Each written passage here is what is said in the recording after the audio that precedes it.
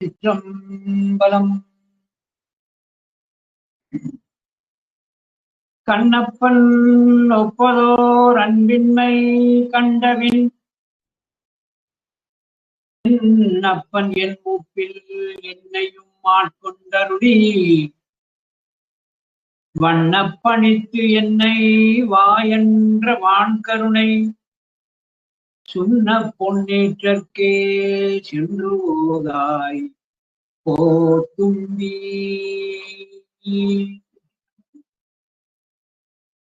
நம பார்வதி பதையே அரகர மகாதேவா. என்னாடுடைய சிவனே போற்றி, எந்நாட்டவர்க்கும் இறைவா போற்றி. கிருஷ்ணம்.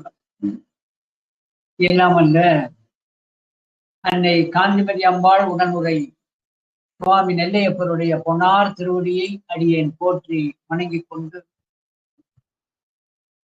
நமக்கெல்லாம் அருள்பாலிக்கும் பொருட்டு மேன்மை பொருந்திய திருமந்திர நகரிலே கோயில் கண்டு எழுந்தருளி நல்வாழ்வு தந்து கொண்டிருக்கின்ற அன்னை பாகம்பரியாள் உடனுரை சங்கர ராமேஸ்வரருடைய பொன்னார் திருவடியை அடியேன் போற்றி வணங்கிக் கொண்டு, வையமெங்கும் வைதிக சைவம் வளர்ந்திடல் வேண்டும் என்ற நோக்கிலே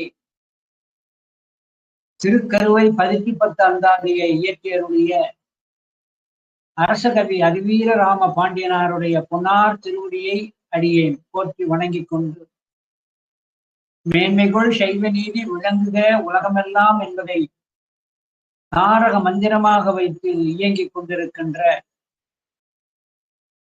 புனிதர் பேரவையினை சார்ந்திருக்கின்ற அனைத்து பொறுப்பாளர்களுக்கும், அந்த அமைப்பிலே தங்களை இணைத்துக் கொண்டிருக்கின்ற அன்பர்களுக்கும், இந்த நிகழ்வினை கண்டும் கேட்டும் பயனடைந்து கொண்டிருக்கின்ற அன்பர்களுக்கும் நெல்லை சிவகாந்தி ஆகிய அடியேனது பணிவான வணக்கத்தை தெரிவித்துக் கொள்ளுகின்றேன். சைவப்பிரியர்களே, திருவருளும் குருவருளும் கூட்டி வைக்க நாம் தூத்துக்குடி புனிதர் பேரவையினுடைய பெரும் உதவியினாலே கவி அதிவீர ராம பாண்டியனார் இயற்றிய திருக்கருவை 10 அந்தாதியினை சிந்தனை செய்து கொண்டிருக்கின்றோம். திருக்கருவை 10 அந்தாதியிலே இன்று 47வது திருப்பாடலாகிய நம்பி உனது அருள் வேட்டு, நம்பி உனது அருள் வேட்டு என்று தொடங்குகின்ற 47வது திருப்பாடலிலே இருந்து சிந்தனையை மேற்கொள்ளும். பெரியவர்களே, சைவர்களாகிய நாம் ஓதுதற்கு உரியது 12 திருமுறைகளும் கற்று அறிய வேண்டியது 14 சித்தாந்த சாஸ்திரங்கள். இவை போக இந்த தோற்ற சாஸ்திர நூல்களினுடைய சில நுட்பங்களை எல்லாம் பல அருளாளர்கள் பல நூல்களை அருளை செய்திருக்கிறார். அவைகளும் ஓதுதற்குரியதே. ஆனால் அவைகளை எல்லாம் சைவ ஆதீனம் ஒன்று அங்கீகாரம் செய்தல் வேண்டும் என்று விதி இருக்கிறது.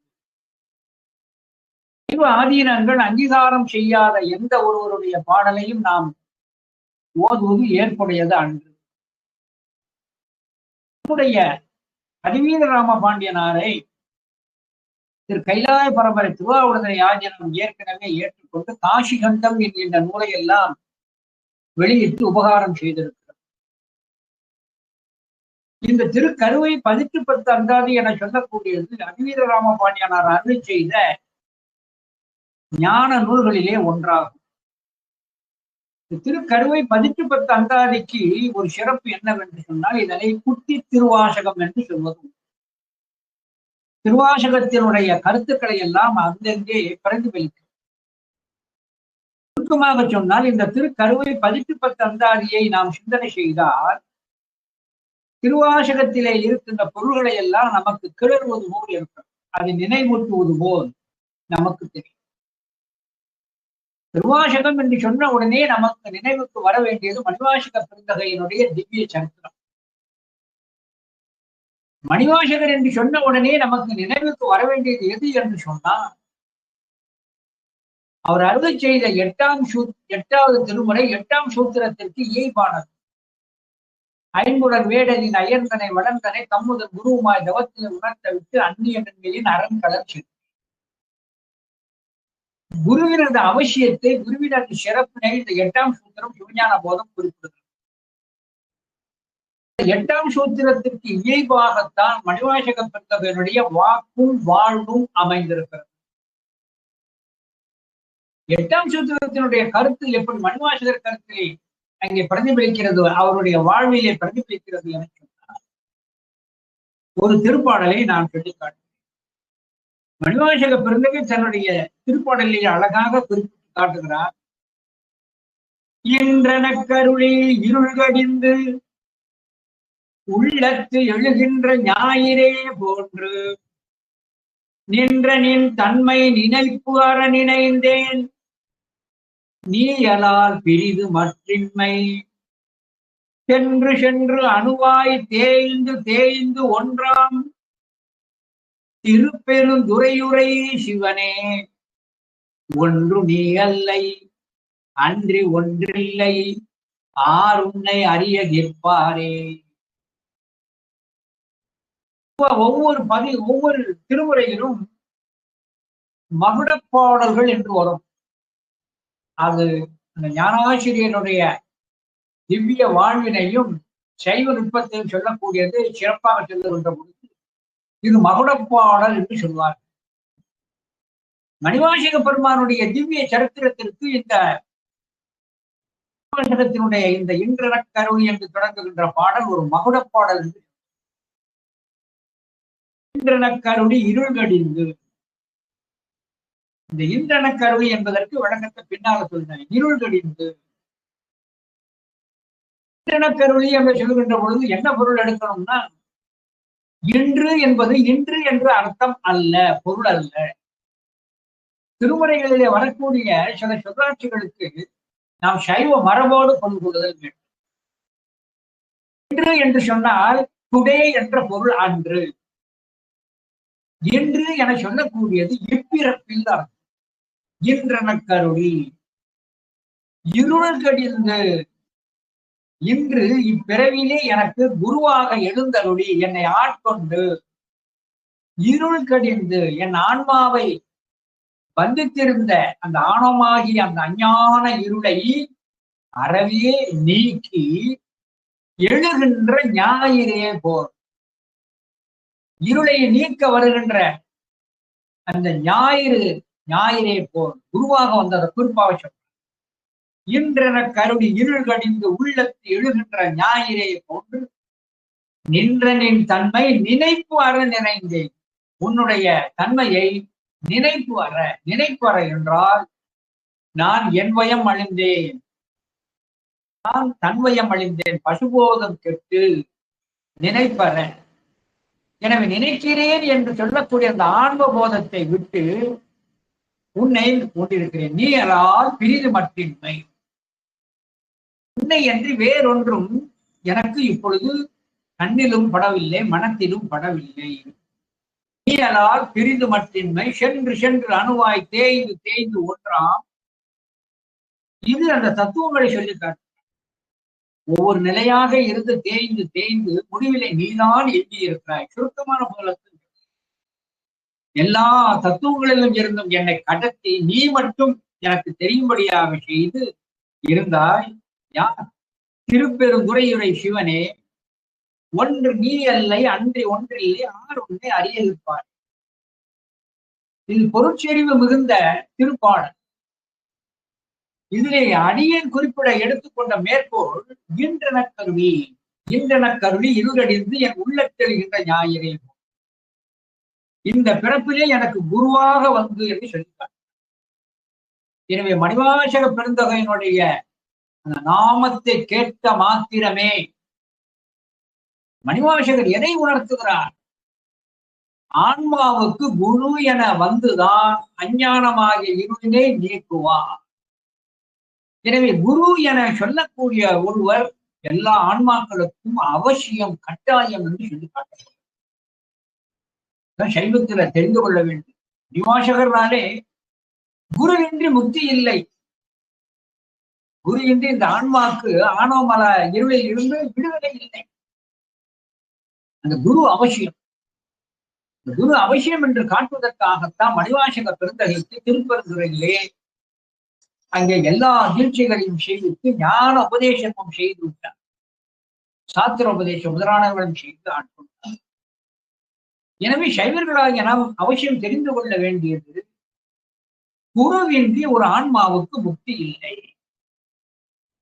குரு என்பது எவ்வளவு அவசியம் என்பதை நம்முடைய சைவ நூல்களிலே பல இடத்திலே சொல்லி காட்டப்படும். சைவத்தில் சிவகீதை என்று ஒன்று இருக்கிறது. சிவகீதை என்று சொல்லக்கூடியது ராமபிரானுக்கு சிவம் குருவாக இருந்து உபதேசம் செய்தது. ராமபிரானுக்கு சிவம் குருவாக இருந்து உபதேசம் செய்தது. அதுக்கு சிவ தீட்சைன்னு பேர், அதுக்கு சிவகீதை. எனவே ராமபிரானுக்கு அவருடைய துன்பத்தை நீக்கி அவருக்கு மனக்கவலையை அங்கே தீர்ப்பதற்காக குருவாக அங்கே உபதேசம் செய்தார். அது சிவகீதை. இந்த சிவகீதை கேட்டு பக்குவப்பட்ட அந்த ராமன் மறு அவதாரத்திலே கிருஷ்ணராக வருகிறார். அப்படி கிருஷ்ணராக வருகின்ற பொழுது, பூர்வத்திலே தான் ராமனாக இருக்கின்ற பொழுது சிவ உபதேசம் செய்த, குருவாக இருந்து உபதேசம் செய்த அந்த வாக்குகளை எல்லாம் வைத்துக் கொண்டு அங்கே அர்ஜுனனுக்கு கண்ணனாக இருந்து உபதேசம் செய்தார். எனவே அர்ஜுனனுக்கு கண்ணனாக இருந்து உபதேசம் செய்வது அது பகவத்கீதை என்று அங்கே சொல்லி காட்டப்படும். அதற்கு பின்பு இந்த குருவெல்லாம் அவசியம் என்று சொல்வதற்கு இன்னொரு கீதை இருக்கிறது, குரு கீதை. குரு கீதை என சொல்லக்கூடியது அம்பாளுடைய விண்ணப்பத்தின் பேரில் நம்முடைய தாயானவள் மாணவ அந்த சீடர் பாவனையிலே அமர்ந்திருக்க குரு பாவனையாக இருந்து உமையாளுக்கு உபதேசம் செய்ததுதான் கீதை என சொல்லி காட்டப்படும். இதுல சிவகீதை, பகவத்கீதை, குருகீதை என்று இருக்கின்ற பொழுது ஒரு உண்மையை சுட்டிக்காட்ட விரும்புகிறேன். கிருஷ்ணவதாரத்திலே வருகின்ற பொழுது அர்ஜுனனுக்கு பகவத்கீதை உபதேசம் செய்தது பூர்வத்திலே ராமனாக இருந்த பொழுது சிவன் உபதேசம் செய்ததைத்தான் அந்த ஞானத்தை தேக்கி சொல்லி காட்டு. எனவே ஒரு அவதாரத்திலே கேட்ட அந்த ஞானம் எல்லா அவதாரத்திலும் தொடர்ந்து வருகிறது. இது எதை காட்டுகிறது? எதை காட்டுகிறது என சொன்னால், திருக்குறளே ஒருமைக்கண் தான் கற்ற கல்வி ஒருவருக்கு எழுமையும் ஏமாப்பு உடைத்து. ஒரு முறை ஒரு ஆன்மா ஒரு ஞான உபதேசம் கேட்டார், அந்த ஆன்மா சிவகதை அடைகின்ற வரை அந்த பிறப்புதோறும் அவனை தொடர்ந்து வருகிறது. எனவே சிவத்தால் கொடுக்கப்பட்ட சிவகீதையை கேட்டுதான் கண்ணனானவன் பகவத்கீதை உபதேசம் செய்தார் என்பதை தர்மபுர ஆதீனத்து முனி புங்கவர்களில் ஒருவராக இருக்கின்ற ஸ்ரீ வெள்ளியம்பலவான முனிவர் தன்னுடைய முதுமொழி மேல் வைப்பு என்ற அந்த நூலை சொல்லி காட்டினார். சிவகீதை முன் கேட்டார், சென்று சென்று ஜென்மித்து அவர் பார்த்தனுக்கு அருளும் ஆற்றால் புவனத்து ஒருமைக்கண் தான் கற்ற கல்வி ஒருவர்க்கு எழுமையும் ஏமாப்பு உடைத்து. ஆக அந்த கீதையிலே அவ்வளவு விசேஷமான செய்தி சொல்ல காட்டு. சிவகீதை என சொல்லக்கூடிய சிவம் ராமனுக்கு உபதேசம் செய்த அந்த கீதையில 28வது ஸ்லோகத்துல ஒரு செய்தி சொல்லி காட்டப்படுகிறது. நம்முடைய உடலை தேராகவும் புத்தியை தேர்ப்பாகனாகவும் மனத்தை கடிவாளமாகவும் சாரதியை ஆன்மாவாகவும் ஐம்பொருள்களை அந்த தேரிலே கூட்டப்படுகின்ற குதிரைகளாக வைத்து உபதேசம் செய்யும். அதாவது ஆன்மாவாகிய ஒரு சாரதி உடலாகிய தேரிலே அமர்ந்து கொண்டு, அந்த புத்தியாகிய அந்த தேர்ப்பாகன் உடலாகிய தேரிலே அமர்ந்து கொண்டு மனமாகிய கடிவாளத்தை பிடிக்க ஐம்பொறிகளாகிய குதிரையை செலுத்துகிறான்.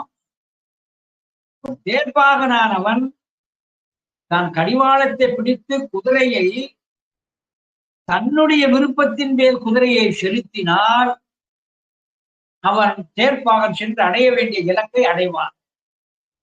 கடிவாளத்தை விட்டுவிட்டு குதிரை போக்கிலே விட்டுவிட்டால் இவன் சென்றடைய வேண்டிய இலக்கை அடையாததோடு மட்டுமல்லாது படுகொலியில் மீண்டும் கிடக்க வாய்ப்பு. ஆகையினாலே அழகாக சொல்லி காட்டுகிறார், அந்த புத்தியை மனமாகிய கடிவாளத்தால் அடக்குதல் வேண்டும். எனவே உடலாகிய தேரிலே புத்தியாகிய தேர்ப்பாகன் மனமாகிய கடிவாளத்தை வைத்துக் கொண்டு ஐம்பொறிகளாகிய குதிரைகளை செலுத்துகிறார். எனவே இதனுடைய கருத்து சென்றடைய வேண்டிய இலக்குக்கு குதிரையின் கடிவாளத்தை பிடித்து அடக்குவதுதான் சாதனை. ஆன்மாக்களானவர்கள் சென்று அடைய வேண்டிய இலக்கு சிவனது திருவடி.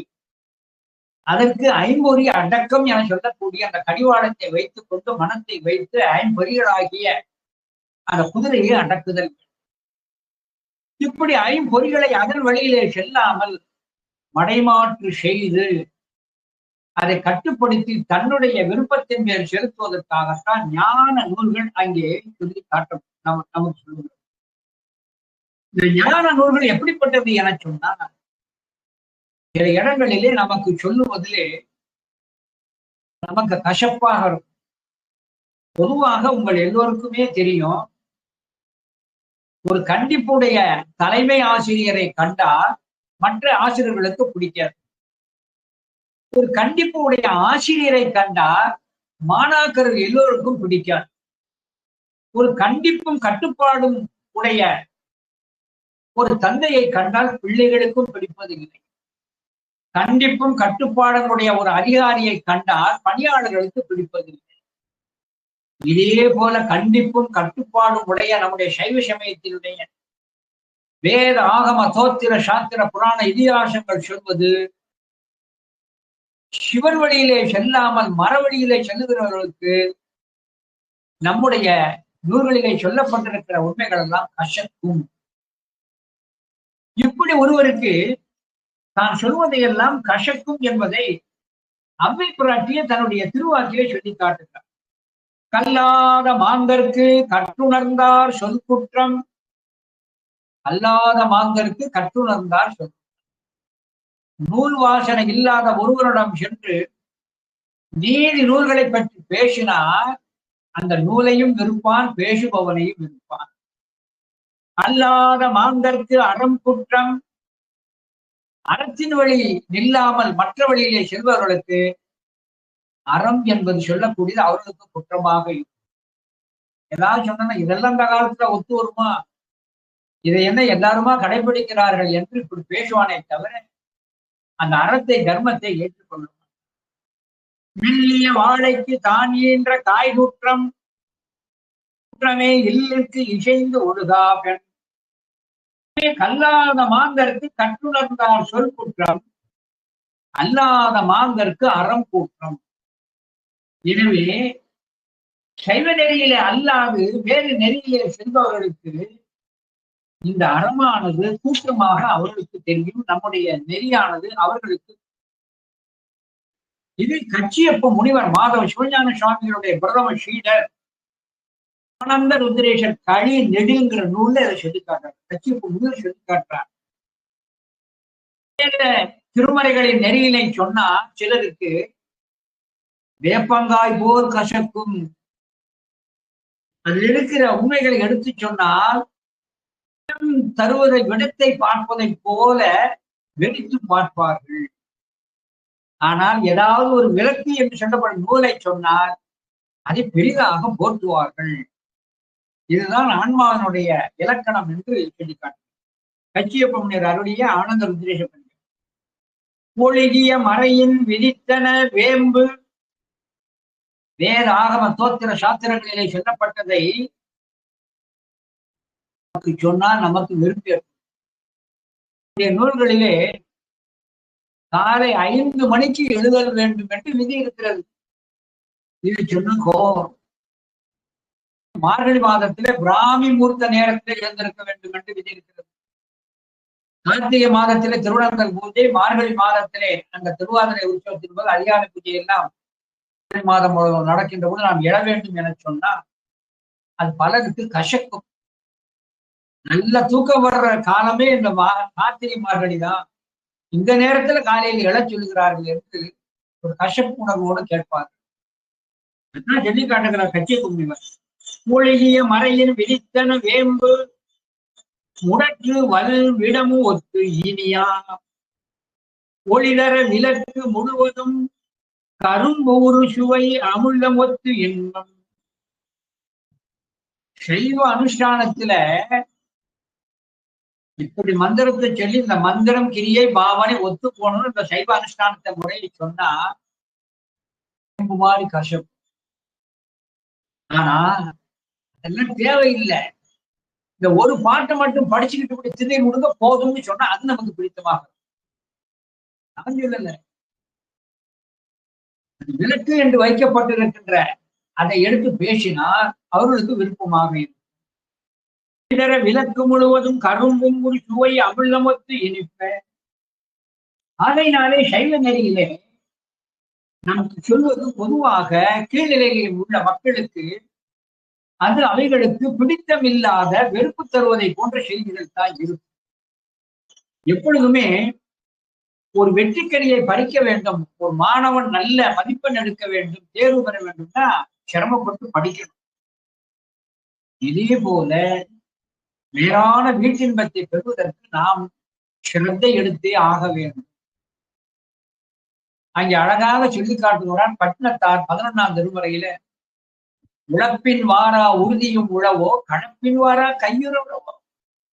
நீ முயற்சி எடுத்து கொண்ட சிரத்தையினால் நீ அடைய முடியாதது ஒன்றுமில்லை. சோம்பேறித்தனமாக இருந்து எதைத்தான் நீ பெற்று சாதித்தாய். உழப்பின் வாரா உறுதியும் உழவோ கணப்பின் வாரா கையுற உழவோ என்று பட்டினத்தார் கேட்பார். அதனால சிரத்தை என்பதை எடுத்தே ஆக வேண்டும். நம்முடைய நூல்களிலே உயிர்கள் சிவத்தை அடைவதற்கு 2 நெறி சொல்லப்பட்டிருக்கு. யோக நெறி, ஞான நெறி. இந்த யோக நெறி என சொல்லக்கூடியதை நன்றாக வற்புறுத்தி 10வது திருமுறையிலே திருமந்திரத்திலே பேசப்படுகிறது. என்னை பொறுத்த மட்டும் எனக்கு இயலாது, ஒத்துவராதும் சொல்லக்கூடாது. அடியனுக்கு இயலாது என குருவை வைத்து முறையாக உபதேசம் பெற்று பயிற்சி பெற்றால்தான் அந்த யோக நிலையில சொல்லி நிட்டை கூட முடியும். அடுத்த நெறி யோக நெறி, மற்றொரு நெறி ஞான நெறி. இந்த ஞான நெறி என சொல்லக்கூடியது தற்கோர் மூலமாக சைவத்தினுடைய ஞான பிரபந்தங்கள், தோத்திரம், சாத்திரம், புராணம், இதிகாசத்தை கேட்டு தன்னுடைய அறிவை பக்குவப்படுத்தும். எனவே யோக நெறி ஞான நெறியிலே 2மே முக்தியை தருவது. நம்மால் இயன்றது இந்த ஞான நெறியாகிய நூல்களை கற்று அதனுடைய பொருள் அறிந்து அதன்படி நிற்பது நல்ல ஞான நெறி என்று சொல்லி காட்டப்படும். அந்த வகையிலே தான் நாம் திருவாசகத்தினுடைய அந்த உட்கருத்துக்களை எல்லாம் நாம் அறியும் முகமாக திருவாசகத்தினுடைய அந்த கருத்துக்களை எல்லாம் நாம் அறிகின்ற அந்த முறையாகத்தான் நம்முடைய அரசகவி அதிவீர ராம பாண்டியனார் அருளி செய்திருக்கின்ற திருக்கருவை 10 அந்தாதியை நாம் சிந்தனை செய்தோம். இந்த திருக்கருவை 10 அந்தாதி என சொல்லக்கூடியது கற்போருக்கு எளிதிலே பொருள் துலங்கும்படியாக எளிமையான சொல்லாட்சியை வைத்து ஒரு பேருபகாரத்தோடு பாடியது. அந்த வகையிலே அதிகராம பாண்டியனார் அருளி செய்திருக்கின்ற அந்த திருக்கருவை 10 அந்தாதியிலே 47வது திருப்பாடல். 47வது திருப்பாடல் எதை காட்டுகிறது என சொன்னார், நம்முடைய அதிவீரராம பாண்டியனார் உன்னை மட்டுமே நான் நம்பி இருக்கின்றேன். இவராம் பாண்டியன் அழகா சொல்லிக்காட்டு, உன்னை மட்டுமே நான் நம்பி இருக்கிறேன், அதுவும் எந்த நிலையிலே உன்னை நம்பி இருக்கிறேன் என்று ஒரு உருமானத்தை சொல்லி, உன்னை என்று எனக்கு ஒரு பற்று இல்லை, ஆகையினாலே பெருமானே என்னை காக்க நீதான் வருதல் வேண்டும், என்னை காக்க வேண்டும் என்ற திருவுள்ளம் இன்னும் சுவாமிக்கு ஏற்படவில்லையோ என்று விண்ணப்பம் செய்வதை போல இந்த 47வது திருப்பாடலை குறிப்பிட்டு காட்டுகிறார். நம்பி உனது அருள் வேட்டு நடுக்கடலுள் களம் கவிழ்த்து வெம்பு துயர் மனத்தார் போல் மெலிகின்றேன் நெடுநாளா. கும்பமுனிக்கு அருள் புரியும் கொற்றவனே முகலிங்கா தும்பை முடித்தோய் புறக்க இரக்கம் இன்னும் தோன்றாதோ. அருமையான ஒரு விண்ணப்பத்தை வைக்கிறார். நம்பி உனது அருள் வேட்டு, நம்பி உனது அருள் வேட்டு. நம்பி என சொல்லக்கூடியது நம்பிக்கைக்கு உரியவனே, எனது நம்பிக்கைக்கு உரியவனே, ஆன்மாக்களது நம்பிக்கைக்கு உரியவனே. நம்பி என்பது இரு பொருள்படும். நம்பிக்கைக்கு உரியவனே, நம்பகமானவனே. மற்றொரு நம்பி என்றால் ஆடவர்களில் அழகானவரை அங்கே நம்பி என்று சொல்லுகின்ற ஒரு இலக்கிய மரபு இந்த சொல்லாட்சி உண்டு. எனவே நம்பி உனது அருள் வேட்டு, உன்னுடைய திருவருளிலே நான் விரும்பி இருக்கிறேன். எப்படி? நடுக்கடலுள் களம் கவிழ்த்து வெம்புதுயர் மனத்தார் போல. ஒருவன் கப்பலிலே செல்லுகிறான். கப்பலிலே செல்லுகின்ற பொழுது அந்த களம் கவிழ்ந்து விட்டது. கடலிலே செல்லுகின்ற பொழுது பெரிய சூறாவளி ஏற்பட்டு களம் கவிழ்ந்த உடனே நீருக்குள் இருந்து தத்தளிக்கிறான். அப்படி நீருக்குள் இருந்து தத்தளிக்கின்றவன் தான் சிறிது நேரம் ஏதோ கைய கால ஆட்டி நீச்சல் அடிச்சு கொஞ்ச நேரம் மிதக்கலாம், ஆனால் கரையேற இயலாது. களம் கவிழ்ந்து அதனால் கடலுக்குள் தத்தளிக்கின்ற ஒருவனை வேறு ஏதேனும் ஒன்று வந்து காப்பாற்றினால்தான் காப்பாற்ற முடியும். வேற ஓடத்திலே வருகிற அந்த தோணியிலே வருகின்றவர்களோ அல்லது வேறொரு களத்திலே வந்துதான் காப்பாற்ற முடியும், தான் செல்ல இயலாது. எனவே களம் கவிழ்ந்து நடுக்கடலில் தத்தரிக்கின்ற ஒருவன் தான் கரையேறுவதற்கு பற்றுக்கோடு எது கிடைக்கும் என்று ஏக்கத்தோடு வருத்தத்தோடு எதிர்பார்த்து கொண்டிருக்கிறானோ, அதே போல பிறவியாகிய கடலுக்குள் வீழ்ந்து கிடக்கின்ற என்னை காப்பதற்கு உன்னை அன்றி ஒருவரும் இல்லை என்று அந்த கடலிலே கடந்த தத்தளிப்பவனை போன்று நான் என் மனத்திலே தவிக்கின்றேன். நம்பி உனது அருள்வேற்று நடுக்கடலுள் களம் கவிழ்த்து வெம்பு துயர் மனத்தார் போல், வெம்பு துயர் மனத்தார் போல். இந்த கடலுக்குள்ள நடுக்கடல்ல செல்லுகின்ற பொழுது கப்பல் கவிழ்ந்து விட்டதென்றால் அந்த துன்பம் எப்படி இருக்குங்கிறத ஊல வச்சுத்தான் நம்ம பேச முடியும். எனக்கு அந்த நிலை ஏற்படலை. இதை கேட்கின்ற எவருக்குமே அந்த நிலை ஏற்படவில்லை. இந்த நூல்கள் சொல்லுவதை ஏற்றுக்கொள்ளுதல் வேண்டும். களம் கவிழ்ந்து கப்பலிலே இருந்து விழுந்த ஒருவன் கடலிலே தத்தளிக்கின்ற பொழுது என்ன துயர் உருவான் என்று நூல் சொல்வதை ஏற்றுக்கொள்ளணும். இது எதை குறிப்பு சொல்லப்படுகிறது என சொன்னார். பிறவி துன்பம் என்ன என்பதை இந்த ஆன்மா அறியாது. ஆனால் நூல்களிலே சொல்லப்படுகிறது. எத்தனையோ எல்லா பிறப்பும் பிறந்து இழைத்தேன் எம்பெருமான், மெய்யே உன் பொன்னடிகள் கண்டென்று வீழ்த்தேன். எல்லா பிறப்புகள் எடுத்து அந்த ஆன்மா தோன்றுகிறது. இது இந்த ஆன்மாவுக்கே தெரியாது. ஆனால் கடலிலே விழுந்தவன் எப்படி ஒரு புனையில்லாத புனையை நாடி தத்தளிக்கின்றான் என்பதை நூல்களால் சொல்லதை வைத்து அவனது துன்பத்தை அறிகிறோமோ, இதை போல ஞான நூல்களை கற்பவர்கள் முரலில் தான் பிறவி துன்பத்தில் இடரிட்டுக் கொண்டிருக்கிறோம் என்பதை உணர்தல் வேண்டும். அதான் நம்முடைய அதிவீரராம பாண்டியனாருடைய உள்ள கடத்தை. பிறவி என்பது ஒரு துன்பம் இல்லை, பிறவி துன்பம் என்பதை அறியாதவன் சைவனே இல்லை. அவனது உறவை எனக்கு கொடுத்து விடாதே என்று அழகாக நம்முடைய திருவையார் தலபுராணத்துல அங்கே அழகாக அந்த நம்பி நம்முடைய அதிகாரநந்தி கேட்கிறார். பிறவி தீது என பேதையர்த்தம் பெறும். அந்த நிறமழாகிய தேசிகர் அழகா சொன்னார். பிறவி தீது என்று நினையாத அவருடைய உறவை எனக்கு கொடுத்து விடாதே. எனவே சைவனுக்கு வேண்டிய ஒரு நினைவு, நாம் பிறவி துயரிலே இருக்கிறோம். எதை போல குளம் கவிழ்ந்து நடுக்கடலிலே தத்தளிப்பதை போல நாம் இருக்கின்றோம். அதைத்தான் சொல்கிறார். அதான் பிறவி பெருங்கடல் நீந்துவர் நீந்தா இறைவன் அடி சேரார். அப்ப அந்த இடத்துல துணை பற்றுக்கோடு என்பது சிவன் ஒருவனே. நம்பி உனது அருள் கேட்டு நடுக்கடலுள் களம் கவிழ்த்து வெம்புதுயர் மனத்தார் போல் மெழுகின்றே நெடுநாளா. இந்த நெடுநாளா என்பதை பல பிறவிகளில் அடைந்த துன்பத்தை உணர்த்துதலை இங்கே குறிப்பிடப்படுகிறது. ஞான நூல்கள் எப்பொழுதுமே நேரடியாக சொல்லாட்சிக்கு பொருள் கொள்ளக்கூடாது. ஏற்கனவே சொன்ன இன்று என்றால் இப்பிறவியை குறிக்கும்.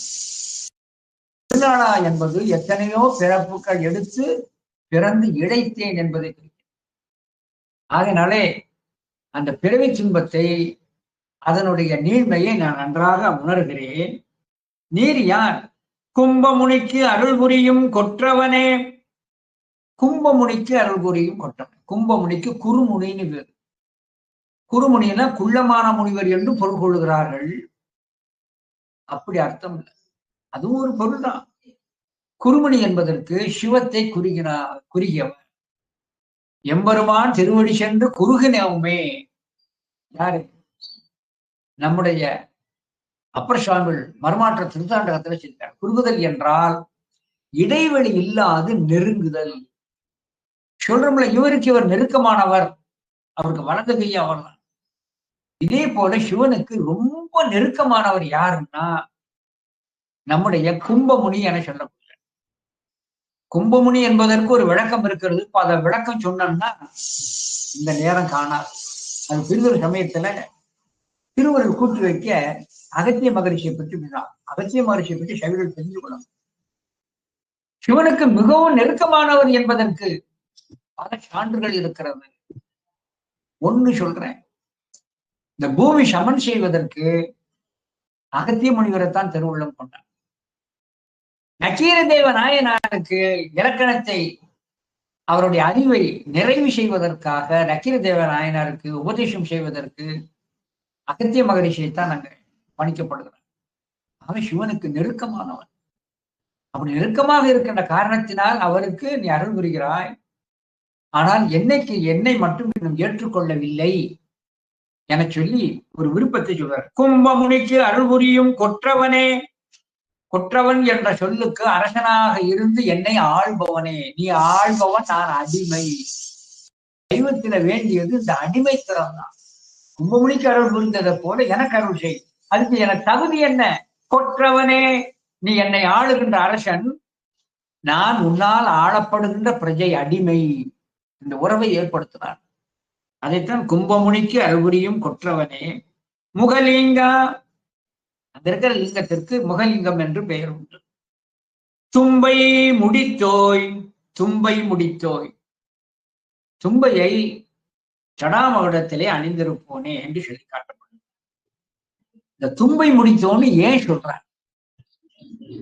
ஒன்றைய சொல்லலாம், எதையும் சொல்லலாம். தும்பை முடித்தோன்னு ஏன் சொல்றார்? அதான் அதிவீரராம பாண்டியன் வந்து சைவத்தினுடைய நுண்ணறிவு. சிவனது திரு முடியிலே தும்பை இருக்கிறதா? அது என்னன்னா வசந்த தேவி என்ற பெயருடையவள் என்று நினைக்கிறேன். அந்த பெண்ணானவள் அங்கே ஒரு ஆசை கொண்டாள். என்ன ஆசை கொண்டாள் என சொன்னார், அங்கே ஒரு திருமாலுக்கு ஆசை வந்தது இல்ல, சிவபெருமானே உன்னோட போரிட்டு ஜெயிச்சதாக எனக்கு ஒரு பெயர் வேணும்னு கேட்டாங்க இல்லையா? இது வானாசுரனுடைய சரித்திரத்துல ஏற்கனவே பல முறை உங்கள் மத்தியில பேசியிருக்கிறேன். உண்மை ஜெயிச்ச பேரு எனக்கு கிடைக்கணும், சிவத்தை நான் வென்றேன்கிற பேர் எனக்கு கிடைக்கணும்னு மைனாக மலையில இருந்து திருமால் தவம் பண்ணி அந்த வரத்தை பெற்றிருக்காரு. அதெல்லாம் வானாசுர படலத்துலதான் வரும். வாணீச படலத்துல காஞ்சி புராணத்துல சொல்லி காட்டப்படும். இப்படி ஒரு ஆசை வந்ததை போல ஒரு பெண்ணுக்கு, பெருமானே உன்னுடைய திருவடியைத்தானே எல்லோரும் தன் தலையிலே சூட்டிக் கொள்கிறார்கள். எனக்கு ஆசை, என்னுடைய கால் பாதத்தை உன் சிரம் மேல நான் வைக்கணும் தான். எவ்வளவு ஆசை பாருங்க. எப்படி எல்லோருமே சிவனாய உன்னுடைய திருவடியைத்தான் தன்னுடைய தலையில ஆன்மாக்கள் தாங்குகிறார்கள். ஆனா எனக்கு ஆசை, என்னுடைய கால் பாதம் உன் சென்னி மேல இருக்கணும் அப்படின்னு ஆசை. வேண்டுவார்க்கு வேண்டுவதே ஈவான் கண்டாய். அவன் எண்ணத்தை ஆசையை பூர்த்தி செய்வதற்காக ஒரு சிறு மலராக்கி தும்பை மலர் வந்தான். தும்பை மலராக்கி சூடிக்கொண்டார். அந்த தும்பை மலரை நீங்க எடுத்து நன்றாக உற்று பார்த்தால் காலின் பாதத்தினுடைய வடிவம் இருக்கும். காலின் பாதத்தினுடைய வடிவம் இருக்கும்.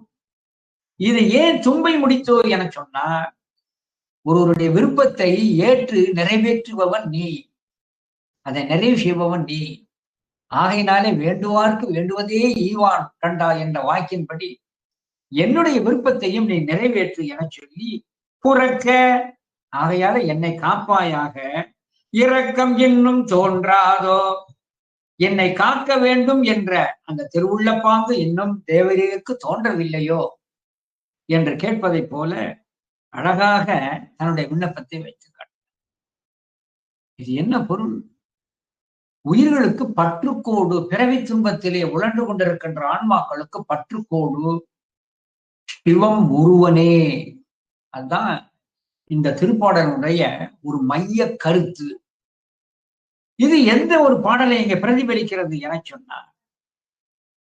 பூவலியில முதல் திருப்பாடல், இணையார் திருவடியன் தலைமேல் வைத்தலுமே துணையான சுற்றங்கள் அத்தனையும் துறந்தொழிந்தேன், அணையார் புனல் தில்லை அம்பலத்தே ஆடுகின்ற புனையாளன் சீர்வாடி பூவல்லி கொய்யாமோ. புனையாளன், புனை என்பது ஒரு தோணி போன்று நம்மை கரை சேர்க்கின்ற ஒரு பற்றுக்கோடு. தோணி போன்று நம்மை கரை சேர்க்கின்ற ஒரு பற்றுக்கோடு என்று இங்கே சொல்லி காட்டுகிறார். எனவே இறைவன் ஒருவனே நமக்கு பற்றுக்கோடார். அவன் அதைத்தான் பிறவி பெருங்கடல் நீந்துவர் நீந்தார் இறைவன் அடியை செய்கிறான். அதுக்காக பற்றுற்றான் பற்றினேன். அவனை நாம் பற்றினால்தான் இந்த பிறவி பெருங்கடலை கடக்க முடியும் என்பதைத்தான் வைத்து சிவபெருமான் ஒருவனே புனையாளன் என்பதை இந்த திருப்பாடலிலே அதிவீர ராம பாண்டியார் கூறுகிறார் என்று சொல்லிக்கொண்டு இந்த பாடலை படித்து அடுத்த பாடல் பார்க்கிறேன். நம்பி உனது அருள் வேற்று நடுக்கடலுள் களம் கவிழ்த்து வெம்புதுயர் மனத்தார்வோர் மெலிகின்றேன் நெடுநாளா, கும்பமுனிக்கு அருள் புரியும் கொற்றவனே முகலிங்கா, தும்பை முடித்தோய் புறக்க இரக்கம் என்னும் தோன்றாதோ. நெடுநாளா என்பது பல பிறப்புகள்னு அர்த்தம். சிதம்பர வெண்பா என்று ஒரு நூல் இருக்கிறது. சிதம்பர வெண்பா அருமையான ஒரு நூல், கற்க வேண்டும். அத தன்னுடைய பிறவி துன்பத்தை சொல்றார். சுவாமி, நான் எத்தனை பிறப்பெடுத்திருக்கேன் தெரியுமா? எப்படின்னா, இதுவரை என்னை பெற்ற தாய்மார்கள் எனக்கு கொடுத்த பாலை நான் உண்டதையெல்லாம், எனக்கு எத்தனையோ பிறப்புகள் பெண்கள் எனக்கு பால் கொடுத்து அமுதூட்டி பால் கொடுத்து பசியை நீக்கி இருக்கிறார்கள். அந்த பிறவிகள் தோறும் நான் குடித்த அந்த பெண்களுடைய பாலையெல்லாம் ஒன்று சேர்த்தால் பார்க்கடல் சின்ன கடலாகவும் நான் குடித்த பால் பார்க்கடலை விட பெரிதாக இருக்கும். எந்த அளவுக்கு பாருங்க. இதன் பிறவி துன்பத்தை அங்க குரு நமச்சிவாயர் சொல்லி காட்டுறார் சிதம்பர வெண்பாத. இப்படி நம்முடைய நூல்களில் எல்லாம் அந்த பிறவி துன்பத்தை சொல்லி காட்டுகிறார்கள். அதைத்தான் நெடுநாளா என்பது பல பிறவிகள் எடுத்து துன்புற்றே என்ற பொருளையை சொல்லுகிறார் என சொல்லி 48வது திருப்பாடல். தோன்றிய போது உடன் தோன்றி தோன்றாது மறைத்து என்னை ஆன்ற செழும் செம்பில் உரை களிம்பு போல் அகலாமல் ஊன்று மலத்துகள் அகற்றி உன் அருளும் பெறுவேனோ மூன்றுலகும் தொழுதேத்தும் முகலிங்கா முதற் பொருளே. மூன்றுலகம் தொழுதேத்தும் முகலிங்கா. இவ்வுலகம், கீழுலகம், மேலுலகம் என சொல்லக்கூடிய 3 உலகங்களிலே இருக்கின்ற அனைவரும் தொழுகின்ற பெருமையை உடையவனே, முகலிங்கனே, முதற் பொருளே. முதற் பொருள் என்றால் எல்லாவற்றிற்கும் முதலாக இருப்பவனே, முழு முதற் பொருளாக இருப்பவனே. தோன்றிய போது உடன் தோன்றி, நான் பிறந்த போதே, எது பிறந்த போதே உடன் தோன்றி, தோன்றாது மறைத்து என்னை, தோன்றாது மறைத்து என்னை ஆன்ற செழும் செம்பில் உரை களிம்பு போல் அகலாமல். இது என்ன பொருள்னு சொன்னா, ஆன்மா இருக்கிறது. இந்த ஆன்மா நித்திய பொருள். ஆன்மா நித்திய பொருள், இறைவனும் நித்திய பொருள். ஆனால் ஆன்மாவுக்கும் இறைவனுக்கும் என்ன வித்தியாசம்? ரெண்டுமே நித்திய பொருள், ரெண்டும் ஒன்று இல்லை. நித்திய பொருளாகிய முதல் பொருளாகிய சிவம் இயல்பாகவே பாசங்கள் நீங்கியவன், அவன் தூய்மையாக இருக்கிறான். ஆனால் நம்முடைய ஆன்மா எப்படிப்பட்டது என்றால், ஆன்மா பிறக்காது இறக்காது. அது தெரிஞ்சுக்கிடணும். ஏன்னா அந்த சைவசித்தாந்தம் தெரிந்தால்தான் இன்னைக்கு இந்த பாட்டை நமக்கு சொல்ல முடியும். ஆன்மா என என்று உண்டோ, அது நித்தியம் என்று உண்டோ, அன்றே செம்பிலே செம்பிலே களிம்பு போல அனாதியாகவே இருக்கிறது. எனவே செம்பு இருக்கின்ற பொழுதே அதிலே களிம்பு கச்சு இயல்பாகவே இருக்கிறதோ, அதே போல நம்முடைய ஆன்மாவிடத்து அங்கே கச்சு என சொல்லப்படுகின்ற அந்த மலம், ஆணவ மலம் பதித்திருக்கு. ஆணவ மலம் என்பது உயிரின் குணம் அன்று வந்து சேர்ந்திருக்கு. ஆணவமலம் சொல்லக்கூடியது வந்து சேர்ந்திருக்கு. அது இயல்பாகவே உயிரிடம் இருக்கு. மலம் என்று சொன்னாலே ஆணவ மலத்தை மட்டும்தான் குறிக்கும். அந்த ஆணவ மலத்தின் காரணத்தினாலே தான் தன்னிச்சையாக கண்மத்தை செய்து அந்த கண்மத்தை அனுபவிப்பதற்காகத்தான் மாயையிலே அமர்த்தப்படுகிறது. கண்மம் என சொல்லக்கூடியது ஆன்மா இச்சையினாலே செய்யப்படுகின்ற நல்வினை தீவினை.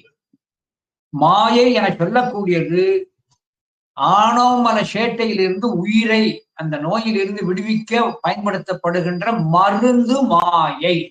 முதல்ல தெரிஞ்சுக்கணும். எனவே இந்த ஆணவ மலம் என சொல்லக்கூடியது ஆதியிலேயே உயிரை பந்தித்திருக்கிறது. அதுக்காகத்தான் ஆணவ மலத்திற்கு சகச மலம் அல்லது மூல மலம்னு. கண்மம் மாய இரண்டும் பின்னே தோன்றிய காரணத்தினாலே அதுக்கு ஆகந்து மலம்னு பேர். அது பின்னே தோன்றியது. பின்னே தோன்றியதுன்னா ஆணவ மலத்தின் காரணத்தாலே பின்னே வந்தது. அந்த பின்னே எடுத்துக்கணும். இந்த ஆணவ மலம் என சொல்லக்கூடியது ஆதியிலே செம்பிலே களிம்பு போல் உடைந்திருக்கிறது. தோன்றிய போது உடன் தோன்றி தோன்றாது மறைத்து, மலத்தினுடைய இலக்கணத்தை சொல்றார். தோன்றாது மறைத்து. ஆணவ மலம் இருளை உடைக்கூடியது. ஒரு அறை இருக்கிறது. அந்த அறைக்கு எழுத்தாப்புல அந்த அறையில நாற்காலி, மேஜை, இன்னும் என்னென்ன பொருள்கள் உள்ளே இருக்கிறது. நீங்க இருக்கிற போது அந்த அறையிலே இருட்டாக இருக்கிறது. இருட்டுக்குள்ளே பார்க்கின்ற பொழுது அந்த அறைக்குள்ளே இருக்கின்ற மேஜையோ, நாற்காலியோ, பேனாவோ, புத்தகமோ எதுவுமே கண்டலப்பட. ஏன்னா அத்தனையும் இருள் மறைத்தது. ஆனால் இந்த இருள் அந்த மேஜை, நாற்காலி, புத்தகங்கள் முதலை மறைத்திருப்பது நானே என்று இருள் தன்னை காட்டிடும். இருள் மறைத்து தன்னை மட்டும் காட்டும். ஆனா அந்த ஆணவ மலம் எப்படி தெரியுமா? ஆன்மாவோடு உடன் இருக்கின்ற சிவத்தை ஆன்மா காண விட்டாது மறைக்கும். ஆன்மாவையே தன்னுடைய இயல்பையும் அது மறைத்தும். சிவத்தையும் மறைத்து, உயிரின் தன்மையையும் மறைத்து, மறைத்திருப்பது நான் என்ற அந்த உண்மையையும் மறைக்கும். அது மூன்றையும் மறைக்கும். சிவத்தையும் மறைக்கும், உயிரையும் மறைக்கும். பற்றியிருப்பது ஆணவ மலம் என்பதை அறியாமலும் அந்த உண்மையை மறைத்து விடும். அதனால்தான் தோன்றாது மறைத்து. எது தோன்றாது? சிவம் தோன்றாது. உயிரின் தன்மை உயிருக்கு தோன்றாது. ஆணவ மலமாகிய தன்னுடைய தன்மை ஆன்மாவுக்கு தோன்றாது, மறைக்கும். எவ்வளவு நுட்பமான சொல்லாட்சியை வைத்து நம்முடைய அதிகரம பாண்டியர் வைக்கிறார்.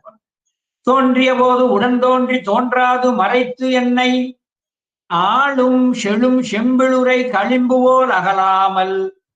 செம்பிலுரை களிம்பு போல் அகலாமல். எத்தனை பிறப்புகள் எடுத்தாலும் அது என்ன செய்கிறது? அது ஒவ்வொரு பிறப்பிலும் தொடர்ந்து வருகிறது. அதான் ரொம்ப முக்கியம். மாதவ சிவஞான சுவாமிகள் அழகாக இந்த கருத்தினை சிப்பரை அகலாண்டேஸ்வரி பதிகத்துல சொல்லி காட்டுறார். சிப்பரை அகிலாண்டேஸ்வரி பதிகம் 4வது பாட்டு. செம்பொரு களிம்பன அனாதிமலம் மூழ்கி இருள் சேரும் அலர்விழியே என்னவே தெளிவற்ற கேவலத்து அசைவற்று இருந்து மலச்சேட்டையால் அந்த ஆனமலமாகவே கிடக்கின்ற அந்த கேவல நிலையிலே சுவாமி உதவுறார். எப்படி அழுகின்ற குழந்தையை பசியை நினைந்து பாலை கொடுப்பதை போல, கண்ணிலே பார்வை இல்லாத ஒருவன் தன்னுடைய பயணத்தை தொடர முடியாது தவிக்கின்ற பொழுது அவனுக்கு ஊன்றுகோல் கொடுப்பதை போல இறைவன் எது கொடுக்கிறார்? அங்கே கருவி கரணங்களை கொடுக்கிறார். அதான் தம்பினி சேட்டையினால் உற்ற செம்புரு களிம்பன அனாதிமலம் மூழ்கி இருள் சேரும் அலர்விழி என்னவே தெளிவற்ற கேவலத்து அசைவற்று இருந்து மலச்சேட்டையால் குழவி குருடர் தம் பிணியினால் விற்ற பால் கோவை நோக்க. குழவி குருடர் பால் கோலை இது எப்படி கொண்டு விட்டோம்னா, குழவிக்கு வேண்டிய குழந்தைக்கு வேண்டிய பசி தீர்க்கின்ற பாலை கொடுத்தும் குருடருக்கு வழி காண்பதற்காக கோலை கொடுப்பதை போல நோக்க அவைதமை அழிப்பார். அதை அந்த உயிர்களுக்கு தனுக்கரான போனுபவத்தை கொடுத்து அந்த ஆன்மாவை கேவல நிலையிலிருந்து சகல நிலைக்கு கொண்டு வருவது இறைவனது அருள் தன்மையே. இதைத்தான் நம்முடைய மாதவ சிவஞான சுவாமிகள் அடுத்த திருப்பாடலையும் முன்னை மலம் என்னும் ஒரு பேய் பிடித்து இருவினை முதிர்ந்த வெறி அரவு சுற்றி முடியாத பிறவி கடற்குள் வீழ்ந்து ஆசை என முண்ட சுழி வந்த அமிழ்த்த நிறைய சொல்றார். எனவே முன்னை மலம் என்னும் ஒரு பேய் பிடித்து, ஆனமலத்தை ஒரு பேய்க்கு உண்மையாக சொல்றார். பேயினுடைய செயல் என்ன? தான் சென்று பற்றி தன்னுடைய விருப்பத்தின் போல் ஆட்சி வைக்கும். தன்னுடைய விருப்பத்தின் போல் பேய் ஆட்சி வைக்கும். எனவே பேய் பிடித்தவனது சொல்லும் செயலும் பேயினது சொல்லும் செயலாக. எனவே ஆனமலம் என்னை பிடித்துக் கொண்டு அதன் வழியிலே என்னை ஆட்டுகிறது. ஆகையினாலே என்னை காப்பாயாக. தோன்றிய போது உடன் தோன்றி தோன்றாது மறைத்து என்னை ஆன்ற செழும் செம்பில் உரை களிம்பு போல் அகலாமல் ஊன்று மல துகள் அகற்றி. ஊன்று மல துகளற்றி. இந்த ஆன்மாவிலே பொருந்தி இருக்கின்ற மல துகள்ல குற்றம் அர்த்தம். இந்த இடத்துல அந்த மல குற்றத்தை அகற்றி உன்னருளும் பெறுவேனோ. உன்னருளும் பெறுவேனோ, உன்னை அன்றி எனக்கு வேறு வழியுண்டோ என்று சொல்வதை போல உன் அருளும் பெறுவேனோ. அருள் பெறுதல் என்பது ஆணவமல நீக்கத்தின் குறிப்பை காட்டுகிறது. எனவே ஊன்று மலத்துகள் அகற்றி உன் அருளும் பெறுவேனோ மூன்றுலகும் தொழுதேத்தும் முகலிங்கா முதல் பொருளே. அடுத்து 49வது திருப்பாடல். 49வது திருப்பாடல் மனமானது எதை விளைய வேண்டுமோ அதை விளையாது, எது பிறவிக்கு வித்தாக அமையுமோ அதை சென்று விளையும்.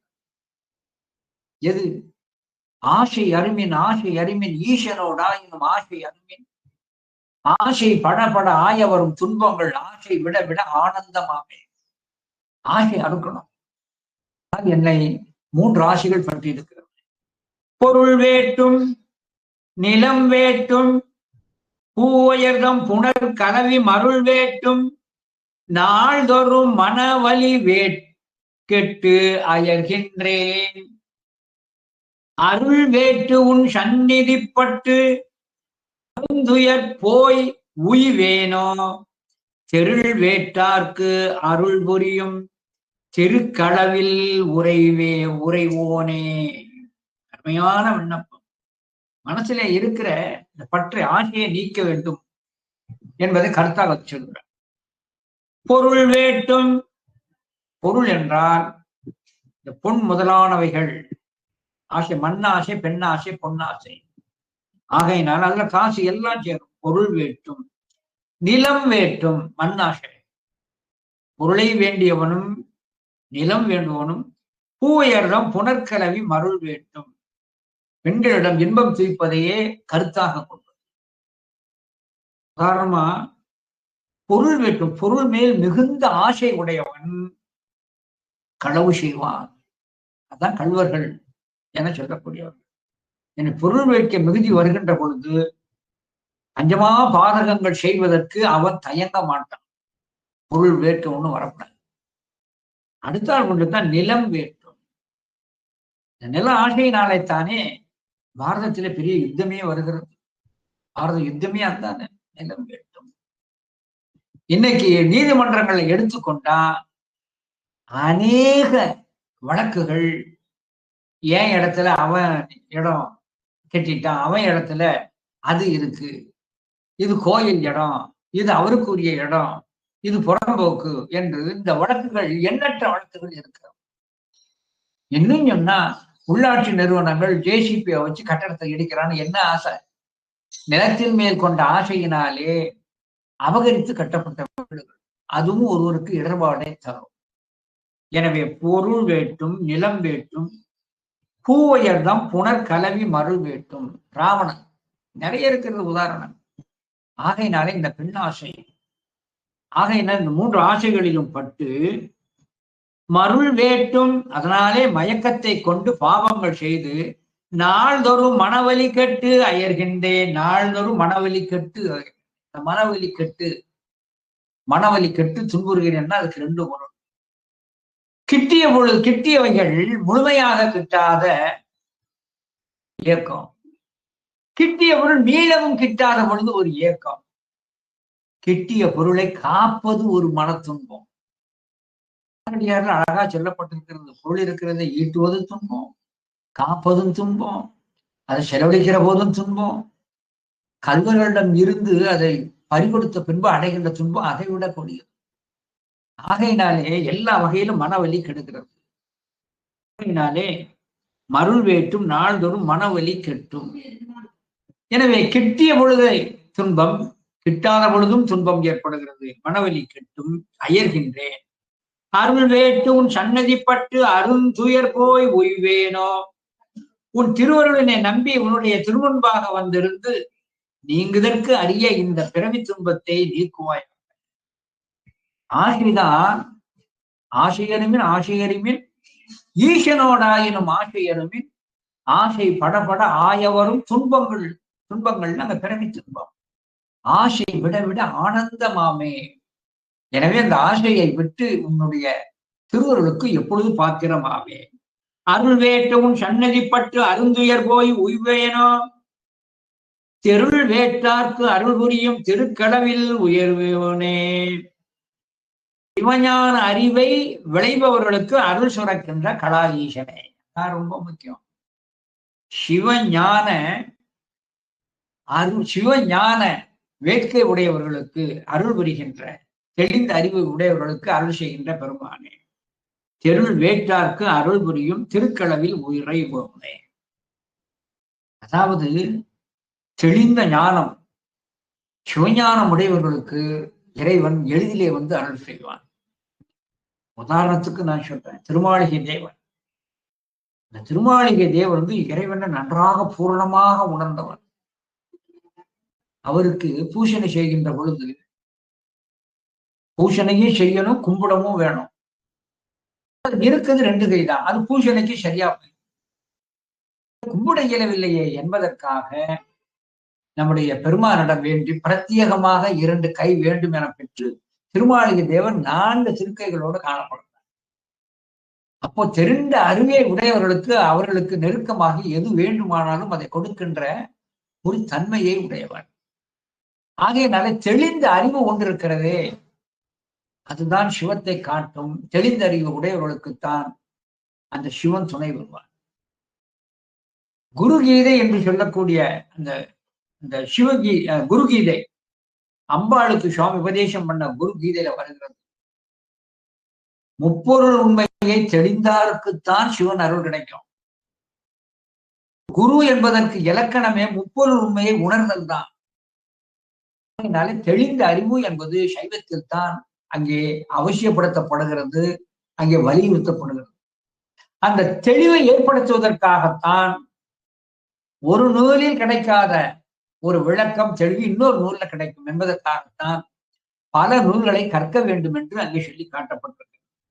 ஆகையினாலே தான் தெருள் வேட்டார்க்கு, அதாவது தெளிவை தெளிவான அறிவியை விரும்புபவர்களுக்கு அருள் புரியும் திருக்களவில் உறைவோனே, திருக்களவில் எழுந்தருளி இருக்கின்ற பெருமானே என்று அங்கே சொல்லி காட்டுகிறார். எனவே பொருள் வேட்டும் நிலம் வேட்டும் பூவயர்தம் புனர்கலவி மருள் வேட்டும் நாள்தோறும் மனவெளி கெட்டு அயர்கிறேன். இந்த இவைகளெல்லாம் சிற்றின்பத்தை குறிக்கிறது. கருவி கரணங்களால் நுகரப்படுகின்றது சிற்றின்பம். கருவி கரணங்களால் நுகரப்படுவது சிற்றின்பம். அந்த சிற்றின்பம் எதை மூலம் அடைய நினைக்கிறது? மண் ஆசை, பெண் ஆசை, பொன்னாசை மூலம் அடைய நினைக்கிறது.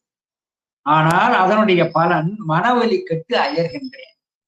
இந்த 3 ஆசைகளும் ஆசை படப்பட ஆய வரும் துன்பங்கள் திரும்ப. அப்போ தெளிந்த அறிவை உடையவர்கள் சன்னதி பெற்று அருள் பெறுவதை போல் நான் பெறுவேனோ?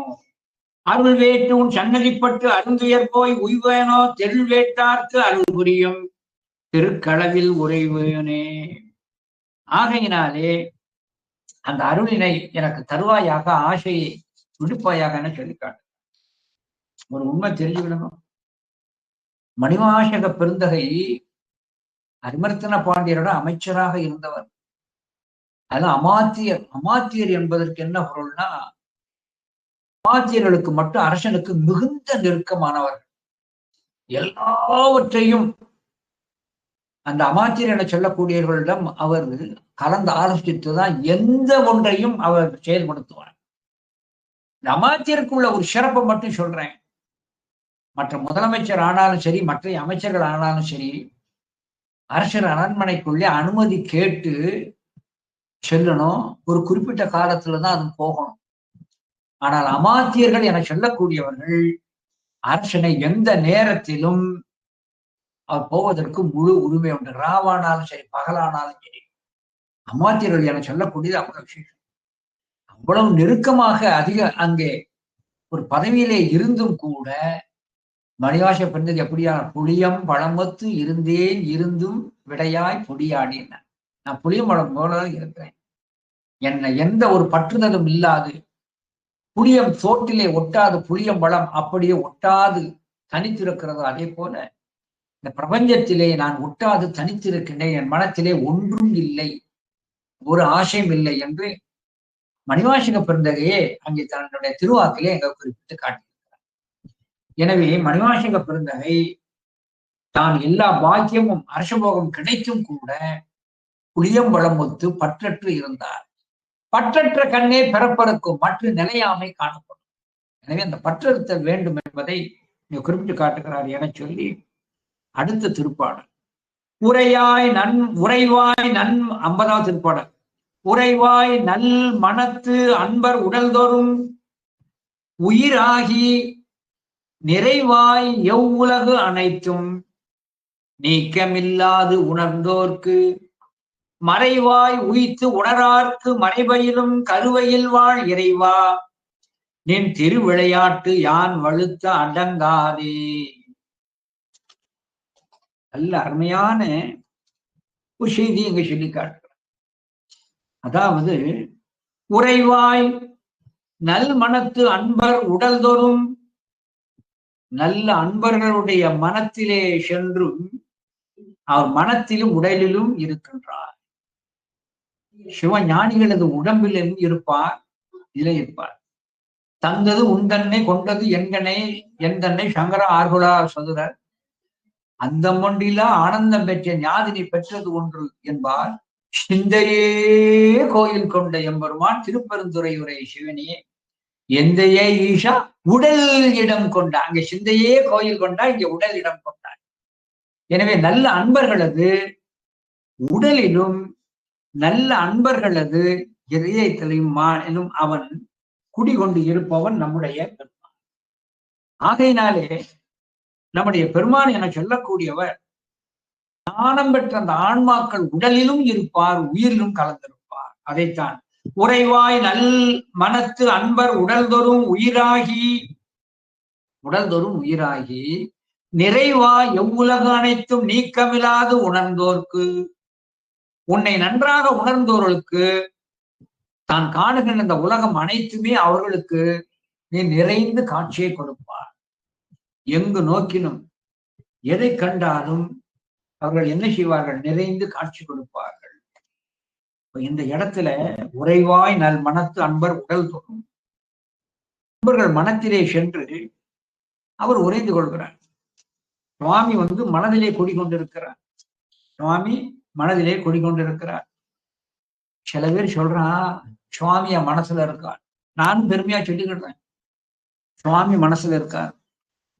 யாருடைய மனதிலே சுவாமி இருப்பார் என்பதை திருமூல தேவ நாயனார் திருமந்திரத்துல 7வது தந்திரத்துல சொல்லி காட்டுறார்.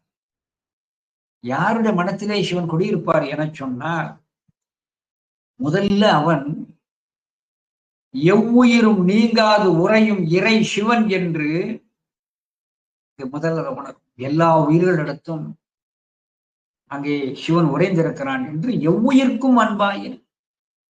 எனவே எல்லா உயிர்களிடத்தும் சிவன் உறைந்து இயக்குகின்றான் என்ற தெளிவு வேணும். எவ்வுயிரும் நீங்காது உறையும் இறை சிவன் என்று எவ்வுயிர்க்கும் அன்பாய. அருமையான ஒரு செய்தி. முதல்ல இதை தெளிந்தவன் எல்லா உயிரிழத்தும் நிறைந்திருக்கான் என்று தெளிந்து படர்ந்து அங்கே விரிந்து செல்லுகின்ற மனதை முதல்ல கட்டுக்கொண்டான். புறத்தே சென்றாது தன்வயப்படுத்தி அந்த மனதை தன்வயப்படுத்தி தன் இச்சை வெளியவன். அப்படி ஏவிய பின்பு ஆசான் தனக்கு உணர்த்தியபடி அந்த நெறியிலே நிற்கின்ற ஆன்மா தான் சிவத்தை காணும். அந்த ஆன்மாவிடம் இந்த மனத்தில் தான் சிவன் குடிக்கொள்ளும். எல்லா மனசுக்கும் சுவாமி வரமாட்டார். நினைப்பவர் மனம் கோயிலாய் கொள்பவன். அந்த நினைப்பவர் என்பதற்கு விளக்கம் என்ன? விளக்கம் என்ன? திருமந்திரத்துல இருக்கு. நினைப்பவர் மனம் கோயில். நானும் நினைச்சேன் மனசை புரிந்துருவாரா? இல்ல. இந்த நினைப்பவர் மனம் கோயிலாய் கொள்பவன் சொல்லுகின்ற அதற்கு விளக்கம் திருமந்திரத்தில் வருகிறது. நடக்கின்ற நந்தியை நாள்தோறும் உன்னில் எல்லா உயிரிழத்தையும் இயக்குகின்ற அந்த சிவத்தை மனத்திலே நினைந்து படர்க்கின்ற சிந்தையை பைய ஒடுக்கி புறத்தே பாய்ந்து செல்லுகின்ற மனத்தை புறத்தே செல்ல ஒட்டாது உள்ளே வைத்து ஒடுக்கி குறிகொண்ட சிந்தை குறிவழி நோக்கின் குரு உணர்த்தியதன்படி தன்னுடைய மனத்தை அந்த குறியாகிய சிவத்தின்பால் வைத்து நோக்கினார். வடக்கோடு தெற்கு மனக்கோயிலாமே. எல்லா இடத்திலும் அந்த மனமானது சிவத்தை காணும். எனவே மனத்திலே சிவன் குடிகொண்டவர்கள், சிவத்தை குடி வைத்தவர்கள் எங்கு நோக்கினும் எதை நோக்கினும் சிவமாகவே காண்பார். ஒரே கருத்து திருமந்திரத்தை அதை அப்படியே சொல்லி காட்டுகிறார். எப்படி அழகாக உறைவாய் நல் மனத்து அன்பர் உடல்தோறும் உயிராகி நிறைவா எவ்வுலக அனைத்தும் நீக்கமில்லாது உணர்ந்தோர்க்கு மனத்தை புறத்தே செல்லாத அகத்தை ஒடுக்கி சிவத்தை கண்டவர்கள் எங்கும் எதிலும் சிவத்தையே காண்பார்கள். இதற்கு சான்று அறநத்து சிவாச்சாரியா காவிரி கரையை நடந்து போன மனைவியோட வர்றார். ஏற்கனவே சொல்லி இருக்கிறேன். ஆனால் கரைக்கு வந்த உடனே அறநத்து சிவாச்சாரியர் வரலைன்னா மனைவி கூப்பிடுறார், வாங்க போவோம், ஆத்த கடந்து போனோம், நமக்கு பணி இருக்கிறதுன்னு சொன்ன. நான் வரமாட்டேன், கால் எடுத்து வைக்க மாட்டேன். இப்படி இருவருக்குமே வாங்கன்னு சொல்ல அவர் மறுத்து இப்படி இருவருமே அங்கே பிணக்கு கொண்டிருக்கிற பொழுது நம்முடைய பரம்பொருளானவர் ஒரு அந்தணர் வடிவில் எடுத்து மானுடைய சட்டை தாங்கி, ஐயா உங்களுக்குள்ள என்ன ஒரு பிணக்குன்னு கேட்டார். பரமசிவாச்சாரியா துணையார் சொல்றார், நான் ஆத்த கடந்து போகணும்னு சொல்றேன், சரின்னு வந்தவர் இங்க வரமாட்டேங்கிறார், ஆத்த கடக்க மறுக்கிறார். உடனே அந்த அந்தனர் கேட்டார், அப்பா ஆத்த கடந்து போக வேண்டியதானே, ஏன் நிக்கிறேன்? இல்லை, இந்த மணல் எல்லாம் சிவலிங்கமாக தெரிகிறது, அது பாய்ந்து ஓடுகின்ற நீரெல்லாம் எனக்கு கங்கையாக தெரிகிறது, இங்க இருக்கின்ற இந்த மரம் செடிகள் எல்லாம் கற்பக மனமும் ஹரிசங்கரம் பாரிஜாதம் மலர்களாக தெரிகிறது. ஆகையினாலே இது எங்கும் எதிலும் எனக்கு சிவமும் சிவ கைலாயம் போல்தான் தெரிகிறது, நான் காலில் எடுத்து வைக்க மாட்டேன். அப்படியேதான் அந்தன வடிவில் வந்த பெருமான் தன்னுடைய உண்மை வடிவத்தை காட்டினார். பரந்த சிவாச்சாரிய நிகழ்வு என்ன? தெளிந்த மனம் எங்கும் எதிலும் மணலை கூட சிவலிங்கமாக கண்டது. காவிரி நீற்றினை அது கங்கை நீராக நினைத்தது. அங்க இருக்கிற மரம் செடி கொடிகளை எல்லாம் தேவலோகத்திலே இருக்கிற மரங்களாக கண்டார். அதைத்தான் சொல்லி காட்டுகிறார். உறைவாய் நல்மனத்து அன்பர் உடல்தோறும் உயிராகி நிறைவாய் எவ்வுலக அனைத்தும் நீக்கமில்லாது உணர்ந்தோர்க்கு மறைவாய் உயித்து உணரார்க்கு மறைவாயிலும் மறைவாய் உயித்து உணரார்க்கு. உன்னை நன்றாக அறியாதவர்களுக்கு அவர் காணாதபடி மறைந்து விடுவாய். எனவே உன்னை நன்றாக உணர்ந்தவர்களுக்கு எங்கும் எதிலும் சிவமென காட்டுவாய். உன்னை உணராதவர்களுக்கு மறைவாய் மறைந்து விடுவாய். இதுதான் தாய்மான சுவாமி கண்டார் கண்ட காட்சியும் நீயே, காணார் காணா கல்வனும் நீயே. கண்டார் கண்ட காட்சியும் நீயே, காணார் காணா கல்வனும் நீயே. நன்றாக சிவத்தை உணர்ந்தவர்களுக்கு காட்சியை தருகிறார். உணராதவர்களுக்கு அது சூன்யமாகவே தன்னை புலப்படும்படி செய்ய மாட்டார். ஆகையினாலே மறைவாய் உய்த்து உணரார்க்கு மறைபயிலும் கருவையில் வாழ் இறைவா. வேதங்கள் ஓதுகின்ற நியமத்தை உடைய திருக்கருவை கரிவலம் வந்த நல்லூரிலே கோயில் கொண்டிருக்கின்ற பெருமானே, நீ திருவிளையாட்டு யான் வழுத்த அடங்காதே. உன்னுடைய அருட்செயல்களை எல்லாம் யான் சொல்லிலே அடக்க முடியுமோ? என்ன அருட்செயல்? ஒருவருக்கு கண்கூடாக காணும்படி காட்டுகிறாய், மற்றவர்களுக்கு தேடினாலும் நீ புலப்படாமல் இருக்கின்றாயே. ஆக ஒருவருக்கு காட்டியும் ஒருவருக்கு காணாதவரும் செய்கின்ற உன்னுடைய செயலை எல்லாம் என்னுடைய வாக்கினால் சொல்ல இயலுமோ என சொல்லி அழகாக பெருமானை விடுத்தார். உறைவாய் நல்மனத்து அன்பர் உடல்தோறும் உயிராகி நிறைவாய் எவ் உலகு அனைத்தும் நீக்கமில்லாது உணர்ந்தோர்க்கு மறைவாய் உய்த்து உணரார்க்கு மறைவையிலும் கருவையில் வாழ் இறைவா. நின் திருவிளையாட்டு யான் வழுத்த அடங்காதே என சொல்லி இந்த 5வது 10 நிறைவு செய்கிறார் நம்முடைய அதிவீரராம பாண்டியனார் என கூறி இந்த அளவிலே இன்றைய சிந்தனையை அடியே நிறைவு செய்கிறேன். வேத நூல் வாழி தவ வேள்வித்துறை வாழி நீதி நூல் வாழி நெறிவாழி போது தமிழ் வல்லாராம் நிம்பை வழம் பதிவார் மாசனங்கள் எல்லோரும் வாழி இனிது. திருச்சிற்றம்பலம்.